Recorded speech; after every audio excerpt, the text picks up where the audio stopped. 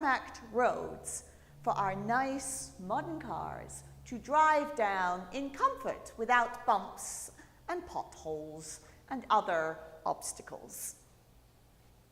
We are the privileged, the people with education, knowledge, ability to engage in advocacy.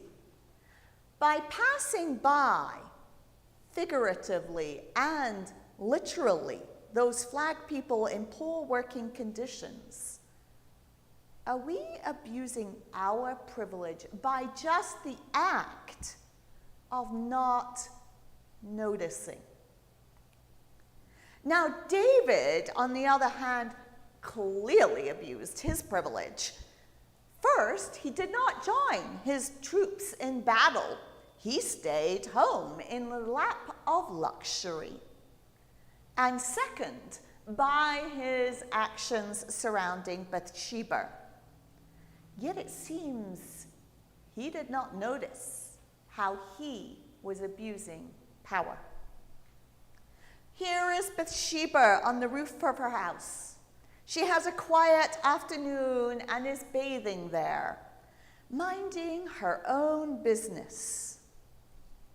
And let's remember, David's palace sits just a little way up on the side of the Kishon Valley. It dips down, and then there are houses on the other side. It is very close. I have stood in David's palace and seen where her house would have been. You could clearly see. She was minding her own business when there is this knock on the door. I'm sure she grabs a wrap before she goes down to answer it. And she finds a messenger from the king demanding her presence in the palace urgently. Imagine her fear.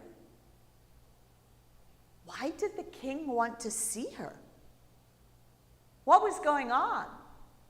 What had she done? Hesitantly, she follows the messenger and is presented to David. We do not know exactly what happens, but it is probably very safe to say that Bathsheba had no voice in what ensued. She was coerced into sex and found herself pregnant. If this unfathomable act is not enough, David now sends for Uriah, Bathsheba's husband.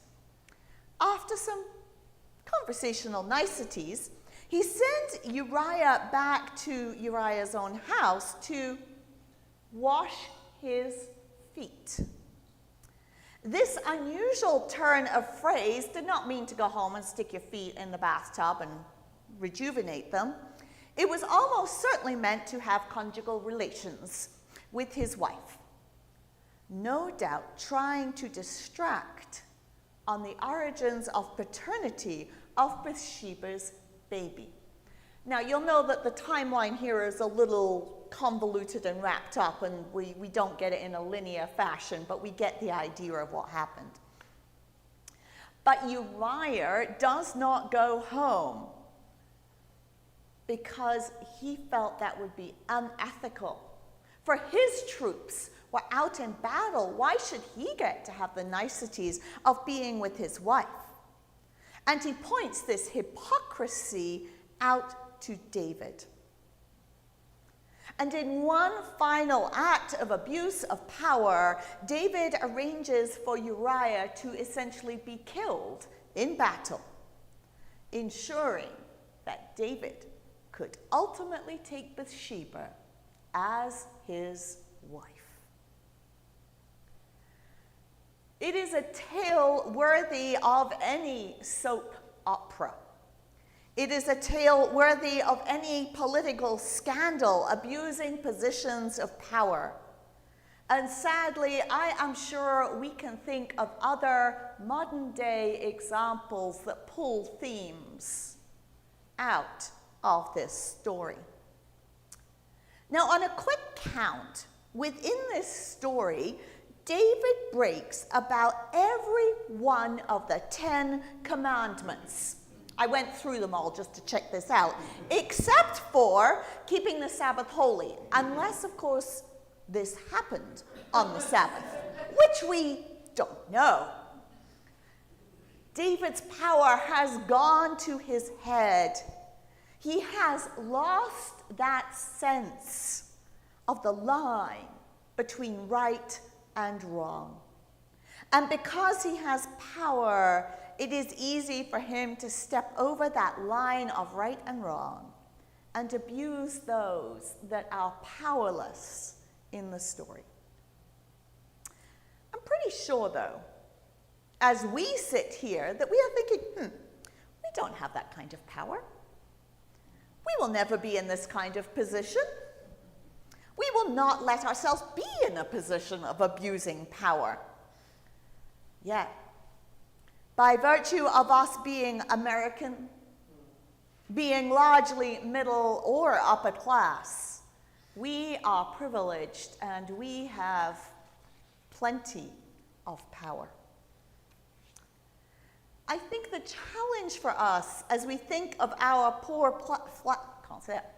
flag person standing in the unremitting heat of summer is that we fail to notice. It's a failure of noticing. We fail to consider how our position of privilege is maintained by those with less voice. Our choices to reach for our greener grass often tramples over those without voice. Our need for the latest iPhone may overlook the rights of workers in Chinese, Vietnamese, or Indian factories. Our desire for new clothes at cheaper prices sees past the children laboring in sweatshops in many countries. Our craving for out-of-season vegetables increases carbon dioxide production due to increased transportation for these food items from abroad. Our requirement for bigger and better trucks or cars may fail to acknowledge the harm that this can cause our environment, leading to increased climate change. And that climate change, well, it adversely affects the poorest, both home and abroad.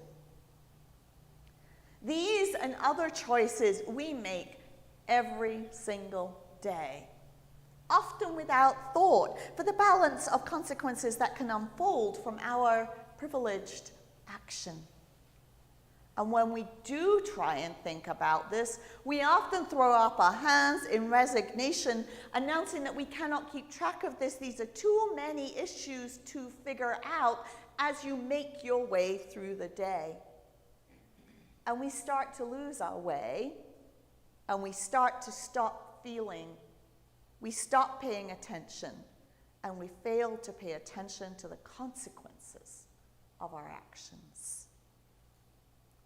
Now, I'm not here to suggest that you suddenly should stop using iPhones or Android phones, or cease buying new clothes, or commit to only using public transportation, because such things could be a little bit unwieldy in the world that we have been placed into. But I do suggest we stop and we think. We determine if there are better choices out there that just might be feasible for us. Can we shop from trusted clothes brands that attempt not to use sweat labor? Can we source our vegetables from local in-season products? Can we make transportation choices that are as beneficial as possible to the planet? But most importantly, can we see, truly see, those that work on our behalf, who are at the bottom of the labor market? Can we campaign for fairer wage laws? Now, the good news is that Colorado is one of the better states. But did you know, if you're an employee that makes tips, you are not bound under the the minimum wage law. They can make up your minimum wage by the tips that you make. Okay? So, for example, I work at Arapahoe Basin in the winter, as many of you know, teaching skiing. Everybody else got a bump, well, everybody got a bump in their salary, but the bump for those who worked in the restaurants was far lower because they make tips, which is grossly unfair because as a ski instructor, I do get tips too. But on the flip side, my fellow patrollers don't get tips. It's a very unfair system. Can we lobby for benefits for all Americans, not just those in middle-income, full-time jobs? Can we ensure that those in the gig economy are not left out of the conversation and taken advantage of in ways that save you money on your Uber or Lyft trip to the airport? But did you know, after they've done all their expenses, they earn less than minimum wage on average? Can we make sure that minimum wage workers can get housing close to their jobs?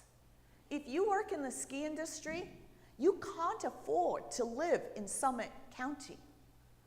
I've got colleagues that commute an hour and a quarter every single day from Fairplay because they cannot afford to live in Summit County. So let's open our eyes to our very comfortable privilege.